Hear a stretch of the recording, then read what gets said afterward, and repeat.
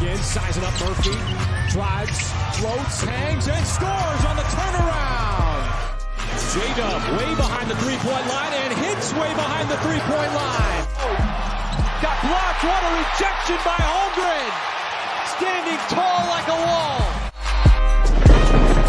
This is Dart. You're listening to the Uncontested.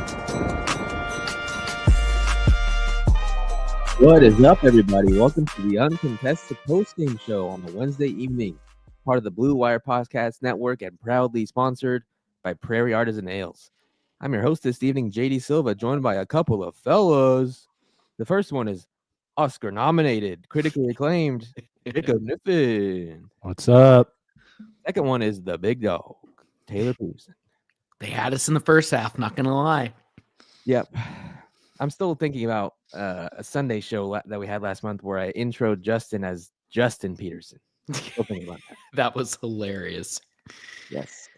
We do have a basketball game to talk about tonight that was an abomination in large part, and then it wasn't. We will get to that. Before we do get into that, be sure to subscribe to us wherever you get your podcasts. Leave us a 5-star rating if you haven't done so already. Follow us on Twitter, Instagram, YouTube, etc. We also have a pretty cool Patreon. You could scan this code above my head in the live stream if you're watching, or click the link in the description of this podcast. That gets you Discord access where we talk about basketball, fishing, cinnamon rolls, all kinds of things. We also have exclusive Patreon episodes, a little bit of extra stuff, a little bit of uncontested After Dark material. Last night, Silva. And one last night over the draft. Silva is now a draft expert. Yep, I'm an expert. He's been initiated. Yes, I've been initiated. Go check that episode out if you're a subscriber. And yeah. Let's get into this game. This game against the Brooklyn Nets, third game in 4 nights. We all know what happened during the last game. Kind of left a bad taste in everyone's mouth. I didn't even watch it. I just woke up and saw the war zone on social media afterwards. So we all were kind of thinking of that game coming in. Like, would they turn the page? Would they continue to stink? And this game was essentially like getting kicked in the balls for 3 consecutive quarters, going to sleep, waking up, and then finding out you won the game afterwards. That is what this felt like. But the balls are still sore? The balls are definitely still sore. 129 to 121. The Thunder won the game. Hey, it's good to have sore balls sometimes. You need that reminder. They say. You need that reminder where you're going out in the court. And you're going to remember that. And I think that's kind of what we saw tonight there in that second half, especially in the fourth quarter. Yes. That their balls were sore? We did see exactly. This game was a reminder that sometimes if you're an elite team, which the Thunder clearly are, you only have to play well for 1 quarter to win if you're playing against a team like Brooklyn. And I want to get into like why this game stunk and some of the lineup. I think there is some like lineup adjustment stuff we can actually talk about in this game. And you guys will probably know how to explain it more than I do. But one little fun thing, Jacob, unless you've already seen this, Taylor, I think you already have. Jacob, how many 3-point attempts did Brooklyn have tonight? 61. Oof. Yeah. Of their 90. That's insane. 2/3 of their shots came from 3. The big thing, though, they were 15 of 30 in the first half. They were 8 of 31 in the second half. The Nets scored 40 points in the first quarter. They scored 45 in the second half. So that's really where the game turned. I thought the Nets were just... I played pickup today before the Thunder game started, and the Nets offense looks like pickup offense. It really Catch does. the pass, shoot the 3. Catch the pass, shoot the 3. And when they're hitting... I posted it in the Discord. At some point, a game just becomes a math equation. When you take, how many threes did the Thunder take tonight? When you take 30 threes, you're 9 of 30. Your opponent is 23 of 61. That's 14 more threes. They were plus 42 from the 3-point line. Like at some time, it just becomes a math game. 100%. You were spot on. At a certain point, Jacob, at halftime, the Nets were 15 of 30 from 3. 33-point attempts in a half, and they were 50%. Now, we'll get into the Thunder's defense. Yes, it left a lot to be desired until the second half. But some of those shots, you mentioned this in the Discord tonight, Jacob, like Cam Johnson doing like a 2-dribble, like step back and drilling it on the move. Killian Hayes hitting, I don't even know what he was. I'll have to I pull it think up Killian later. Hayes hit more threes tonight than he did in his entire Pistons career. Agreed. Someone Just said he stupid. went 3 of 10 from 3 in warmups just before the game. Like, Checks out. I've not watched, I started this game and I was like, I don't know who any of these guys are on the Nets. Yeah. And Well, and like Keon Johnson's a 28% 3-point shooter, and he had 3 in like the first 8 minutes of the game. Yep. It's what do you do with that? I did the defense leave a lot to be desired, like for sure. But I also thought that the Nets got into a rhythm early and then just were hitting some insane shots.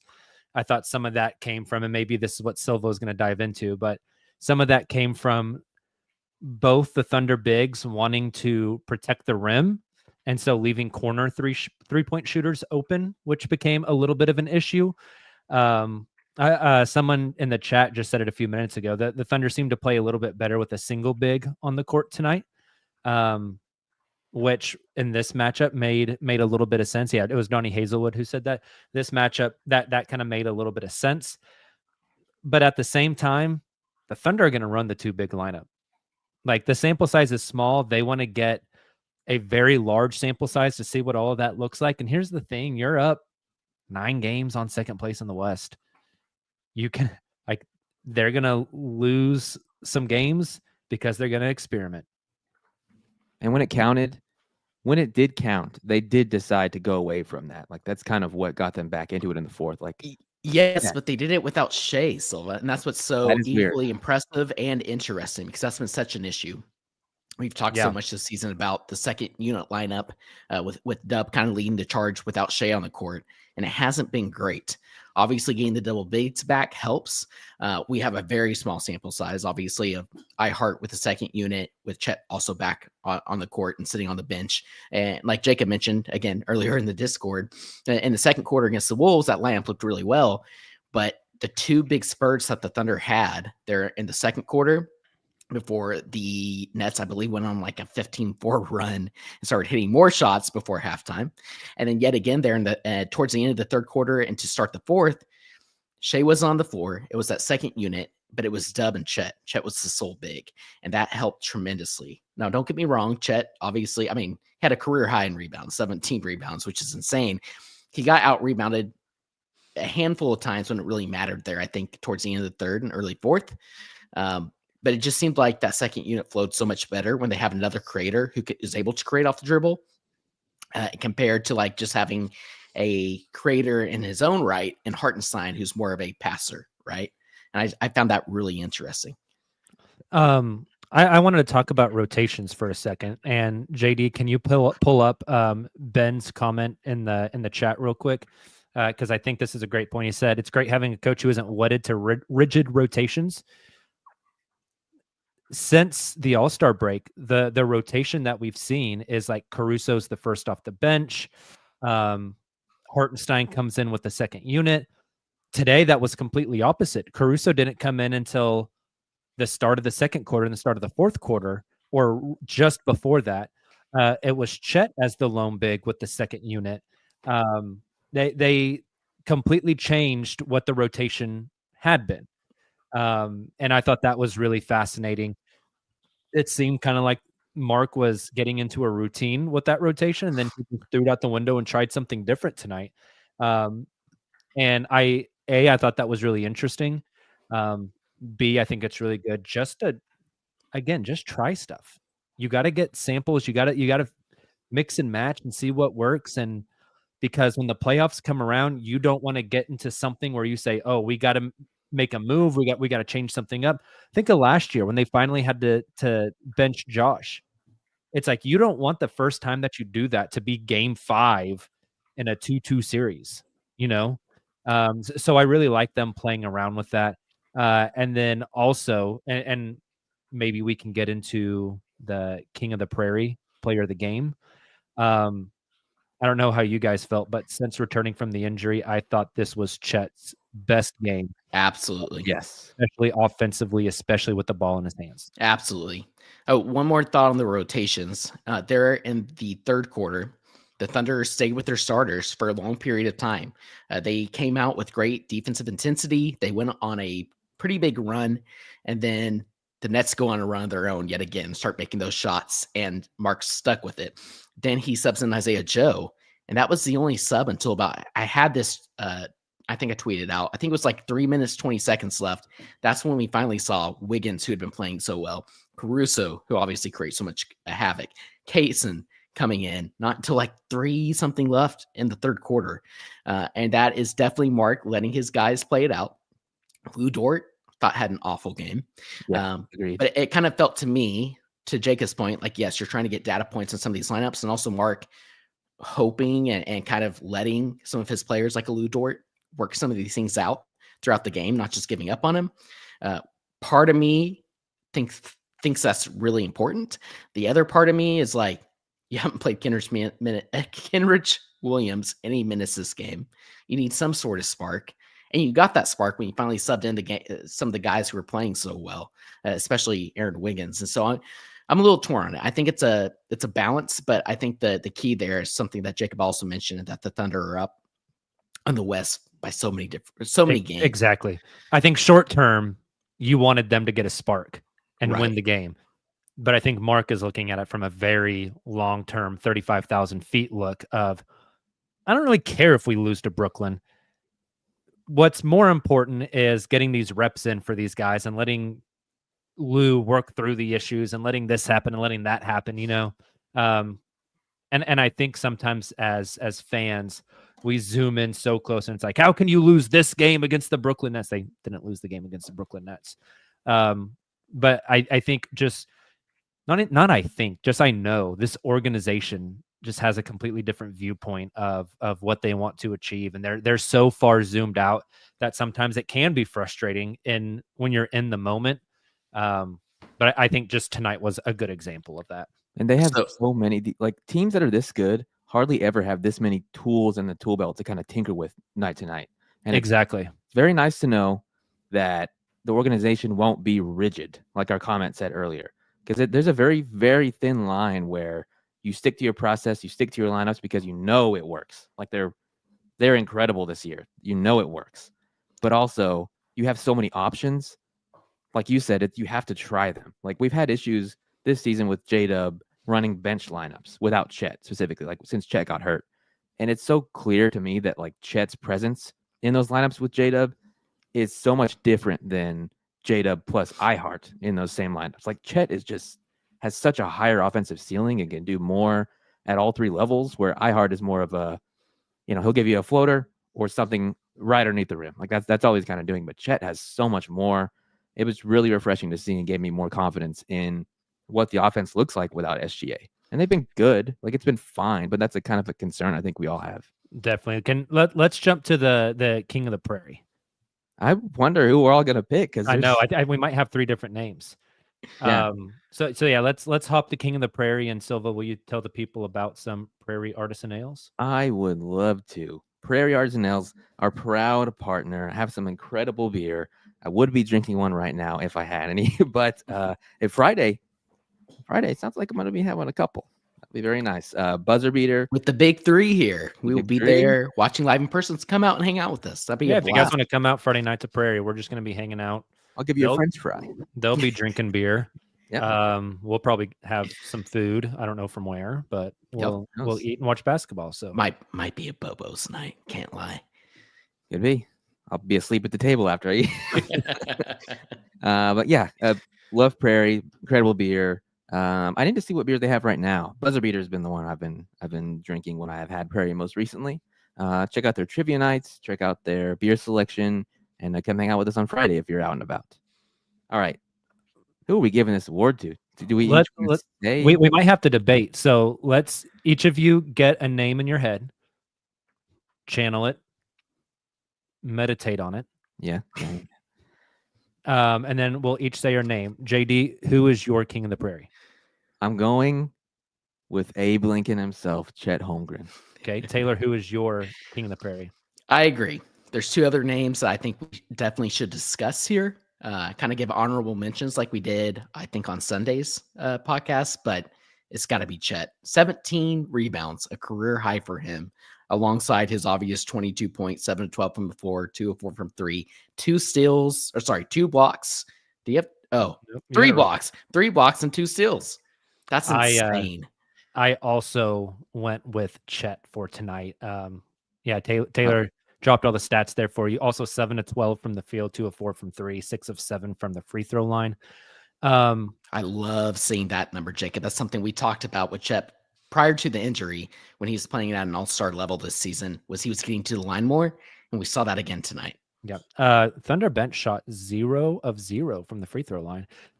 Crazy. JD, if you had to choose a Prince of the Prairie, Oh, who would you go with? I kind of want to go. runner-up. I kind of want to go Cason Wallace. Cason Wallace tonight, 13 points, 6 of 10, 3 rebounds, 2 assists, 3 steals. Yeah, he was kind of brought the team. He got the defibrillators out and brought the team back to life in the fourth quarter, and kind of play after play after play, strip the ball from someone, would go lay it up over and Did over. it 3 times, dude. 3 He times. had the poke out Insane. and then the layup. He had the steal on the inbound, and then he had that interception for the two-handed. Cockback dunk. That was awesome. Whatever you want to call it, Taylor. That's the thing. That is a thing. It is. We're just, Yeah, Cason's awesome. Cason was the spark. Like, they just kind of felt just kind of sleepwalking, and Cason came in and just ignited everything. Taylor, who would be your Prince? Really quickly, before we move on from Cason, 30 minutes tonight off the bench. That's more than Lou Dort's 20. That's more than Isaiah Hartenstein's 23, and rightfully so. But Chet Holmgren only played 30, not only, but played 32. Shea and J-Dub 33. Cason had 30 minutes. Good for him. Awesome. But obviously, the other player in consideration here would be Aaron Wiggins. I agree with you guys for everything that Cason did tonight, especially there in the fourth quarter. But Wiggins, yet again, saved basketball. Just absolutely incredible what he's been doing. 24 points tonight, 5 rebounds, 3 assists, 11 of 19 from the field, 2 of 7 from 3. No steals or blocks, which actually kind of surprises me because I thought he was very active defensively. One thing, obviously, he's been on a tear recently over the past couple of months offensively, but I think his defense has improved as well. He's really locked in that sense. He's not like a lockdown defender by any means, but he's playing really well on the perimeter. He's just been awesome. I'm trying to find, here it is. Our guy Nick tweeted this out. Wiggins' 24-point performance tonight now brings him to 19.2 points per game in the month of February. This makes Wiggins the Thunder's 3rd leading scorer on an average points per game. Wiggins is doing some special stuff. Good for him, man. Okay, so one of you went Cason for Prince. One of you went Aaron for Prince. I mean, I guess I'll go with the MVP, Shai Gilgeous-Alexander. 27 points on 7-11 from the field, 1 of 2 from 3, 12 of 13 from the line, 6 rebounds, 5 assists, 2 steals. I mean, not a bad choice. That's a pretty good stat line. What I love looking down the stat sheet here is points 22, 22, 27, 24. Yep. When you get that much, I mean, Dub was 22, 4, 5, or sorry, 22, 5, and 4, which is awesome. Hartenstein only had, am I reading this right? 2 rebounds. Wow. He was bad. That's because Chet got them all. He was a minus 22. Hey, Shea was a minus 15. Yeah. Yeah, which is crazy. I would just like to ask the question. It is not rhetorical. Can you guys just tell me who had the best plus minus in the game tonight? Alex Caruso. Holy hell. I saw this earlier. 5 points, 2 rebounds, 3 assists, and a steal. And a plus 27. Just a meager stat line for a plus 27 in 20 minutes. I mean, he was out there instead of Lou at the end of the game. As he should have been. Lou has been awful. When he subs in, defensive stuff just starts to happen. The brother got hit in the side of the head, had this big old gash, and it's just out there hooping. It's no wonder he gets hurt all the time. He puts his body on the line every minute he's out there. And yeah, good things happen. And he's like always, he's like coaches. He's like an on-court coach on defense too. Like always makes sure everyone else is upping their intensity and kind of staying in the right spots. Love he's everywhere all the time. It's awesome. His shots come around. Like there's not a lot to complain about there. Really, he's gonna play 30 minutes a game in the playoffs. Donnie doing his best Smoot impersonation. Yes. Pretty good. Can we also quickly look at Jacob Niffin's hair? Has his avatar is the Jacob Ratatouille? the He did the Ratatouille. Ratatouille. We asked for that. Oh, okay. And he did it. How did that come about? I can't even remember. I He don't was on the know. pod. I don't know exactly, but Great work. Great work. great But work. no, Caruso's been incredible.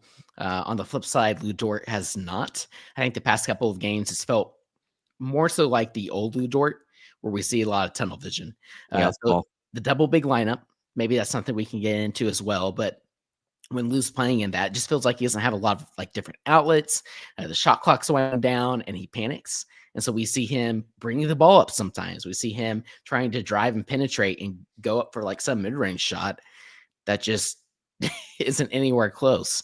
He also is missing his 3-point shots right now, which we know that, just like Jacob mentioned at the top of the podcast, law of averages, that's going to come back. But it just feels a little more out of control. And I'm not sure he's been incredible defensively either. I keep coming back to it, but always feels like with Lou Dort, whenever he has that main defensive assignment, he plays his most complete two-way game. Yeah. And recently he hasn't really had that. Yeah. And he's kind of been in a slump. Small game Lou. I think also it's just they're incorporating a new starting lineup. Mm-hmm. You know, with 30 games left in the season, it's not going to be the prettiest thing, and there's going to be ups and downs, and this is where you learn. Right. Absolutely. And I keep thinking about Shea. We mentioned his stat line earlier. That's pretty great when you read it off, but at the same time, I didn't feel like Shea had the best game. I think there was a lot of Thunder fans who were concerned tonight because we saw Brooklyn kind of implement what the Wolves did, bringing 2 point of attack defenders to double team Shea as soon as he crosses half court, and then making his teammates, kind of play from there. We saw Shea kind of get flustered there. I think he had 4 turnovers total. I think the majority of those came in the first half. He was much better in the second. But one thing that keeps coming back to me, we talked about Mark Daigneault wanting to get more data points on some of these lineups and maybe being willing to even sacrifice wins here at this point of the season to do so. I think about what Shea said here like a month or two ago when he talked about the Dallas series and not wanting to experience a playoff loss like that again, and how he felt like he did a lot offensively, but he should have done much more to get his teammates involved. I think we're seeing that. The past couple matchups, the last 3 matchups with the Timberwolves, now tonight with the Nets, Shea's making the right reads to get his teammates involved. And then eventually what we saw in later in the third and fourth quarter is that got those guys going.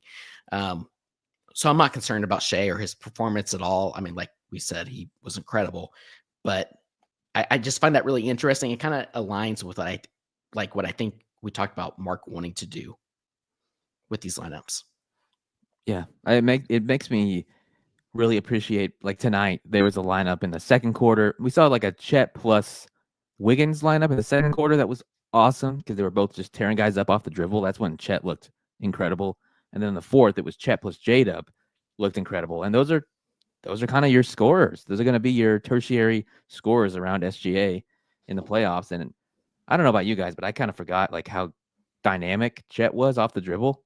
Like he's really, really good. The handle had been a little shaky, Yeah. but it's kind of back now. He's so good at getting to that spin move. I almost said that swim move. That spin move in the lane. And when he spins, he gets the ball low enough where he can almost like basically get a rip through, which is really nice. Mm-hmm. But yeah, he's been awesome. How many games has he been back for? Ooh, is it 6? Yeah. 7? I think something like that. I'm gonna go 7. It was weird because he came back for like 2 or 3 games and then the All-Star break happened. So yeah, so in the 5 games since he's been back, he's averaging 17 points. He's shooting 47% from 3. wow. pretty good. On 4 attempts a game. Good. 9 rebounds, 1.5 assists, and 3.2 blocks in a I was going to say the blocks have to be insane. Also, That's I was looking at team stats for tonight, and this should be expected with the number of threes that Brooklyn shot, but this number is just staggering. Points in the paint were 68-28. Damn. Kind of wild. That is wild. That is wild. Well, what else do we have from this game? We're gonna wind down over the next few minutes. Anything else? Any concerns you guys have taken away from last game, this game? Not a concern, but just J-Dub. I think he struggled pretty badly early on, especially offensively. And then there in the fourth quarter, we kind of got a glimpse of what we called last year, fourth quarter dub. He was attacking the rim, getting fouled. He's getting incredible finishes. He was getting to his mid-range shots again. And when you combine that with his improved shooting from the three-point line, like we've seen this season, like that's a dangerous player. Tonight, he was only 1 of 5 from 3, but he ended up 8 of 16 from the floor. So seeing J-Dub kind of take on that main scoring role alongside Chet there without Shea on the floor. And I mentioned that earlier, but I think that is huge. Having Chet out there with him, I think it is really important to unlocking that lineup. And that's when we saw the Thunder go on some of these runs like they did, and essentially what won them the game when Shea was off the court. Yeah, agreed. And we talked about the double big thing, but like it'll be nice to see them try other stuff for a while. I'm sure we're going to keep seeing that. We're going to keep seeing just iHeart, just Chet, all kinds of mixtures. Either way, I mean, I don't know what's a matchup coming up, like the Lakers matchup. I'm looking forward to seeing that because they're going to play smaller. What does the lineup against them look like? I don't know. Anything else from this game? I don't think so. I'm looking through everything. The Thunder had 11 turnovers, which is pretty uncharacteristic. And Taylor just will not finish talking about this game. They generated. Well, there was 11,143 in attendance tonight. This game should be, you guys know Step Brothers, where he knocks him out with a shovel and buries him alive. We should do that to this. Like the possum in your backyard today. Oh yeah, let's talk about that. Possum hanging out in front of my front door, my Ring doorbell. It was actually went in front of my Ring doorbell. It's like, oh, okay, that's cool. So it was just hanging out, right in front of on my porch, basically. Came home for lunch. Brother was walking around, plopped over, just been laying in the same spot in my lawn since about 11:15. I think the bastard's dead. Playing dead. That's what possums do. I'm pretty sure his eyes are open though, so that makes me feel like maybe he's not playing. He's gotta really go out good. there with the He's shovel. really good at playing dead. Kind of like the Thunder in the first 3 quarters of this game. Yes, this is a little alarming because a few months ago, Possums, cute or ugly? this ugly. One's pretty cute. I Maybe think possums are disgusting animals. I hate them. Always have. I remember being a kid and being at my great grandma's and my grandma's up in Missouri, and then going in the dog houses outside and the dogs getting into it with them and those vicious teeth they have. Ugh. Wait, what the hell is the difference between a possum and an opossum? They're the same thing. I think it's the same thing. Okay, Hold on. Can I screen share real quick? please. Okay. While you're doing that, I did have another animal death in my yard a few months ago. A rabbit was completely mauled and beheaded by something in the middle of the night, and I woke up. Maybe it was the possum. Oh my gosh. Look at that boy. 14-pound jumbo possum. No wonder he has a gun that big. He's got possums like that running around. Can I pet that dog? 30 to 50 feral possums. Oh, God. Yeah, so my house might be cursed. Animals just keep dying in my front yard. We'll see. And that concludes this episode of the Uncontested Possum Corner. Podcast. Possum Corner. So we call it. We'll be back on No, Friday. we really are ending. Okay. Oh, we're ending. We're actually ending. I don't know who's podcasting on Friday, but someone will. And after that, the Luka Doncic of Possum. Oh, my God. We'll be back Sunday with a group pod. Thanks for listening as always. Subscribe to the Patreon, damn it. And we'll see you guys next time. Adios and thunder up. The possum of the prairie.